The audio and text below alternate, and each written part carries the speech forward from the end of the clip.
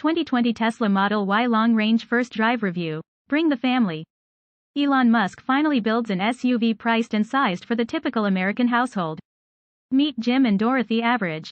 They're the average household. He's 5'9". She's 5'4". They have 1.9 kids. Daughter Emma is of the opinion that younger brother, Liam, is the 0.9, and they live in Lebanon, Kansas, the geographic center of the country.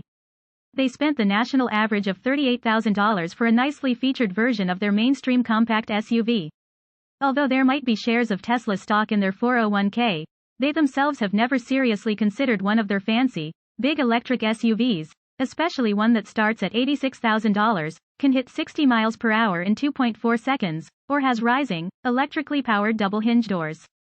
Nor have they shopped a smaller electric sedan with a relatively tight back seat and something called track mode that is really neat while driving on a figure-8 course. These cars might be the toasts of the coasts and terrors of the test tracks, but you won't find them in the average driveway. But at night, while sleeping their average 7 hours, Jim dreams about Tesla's flagship Model S sedan while Dorothy drives a Model X and Emma heads off to college next year in a Model 3. Because these battery-powered cars are indeed dream machines. Then their alarm clocks go off, and it's back to reality. But today, perhaps we will experience a new reality. That's because Tesla has finally developed the electric car, or rather electric SUV, for the average driveway, the Model Y. What's that? You already want to know how much the Model Y costs? This really matters, doesn't it? Which is why I've brought you the cheaper of its first two launch trims, called the Long Range. The pricier one is the faster performance model, which Christian Seba is right now explaining to a young couple in Santa Monica who have a Tibetan Mastiff and work at Paramount and Upworthy. This Tesla Model Y's base price is $54,190. Or, if you're willing to factor in Tesla's 6-year estimate of energy savings, electricity is a lot cheaper than gas, and electric cars have about 3 times the energy efficiency, then the damage to your wallet shrinks to $49,890. And even less after any applicable state incentives, another $2,000 off in California's case, shaving it down to $47,890. Sorry, Kansas offers none.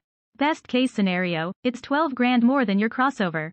We understand if there's a bit of sticker shock. When the average cost of Emma and Liam's college educations is going to be $122,000 each, how can you justify a $50,000 crossover? Well, over a 6-year payment plan, that's $166 more a month than that average $38,000 SUV. Not really breaking the bank to get a piece of the coolest new American-made tech on the block. Don't forget, these are also higher Zoot launch editions of this vehicle. More affordable ones always come later. So as they say in boardrooms these days, let's unpack this. To me, the Model Y's appearance takes the concept of sibling resemblance to a new confusability, with virtually every bevel and crease of the Model 3's bodywork projected straight onto the Y. The exterior's only repurposed parts, it turns out, are the headlights, taillights, rear detail lights, door handles, and the bezels for the autopilot cameras.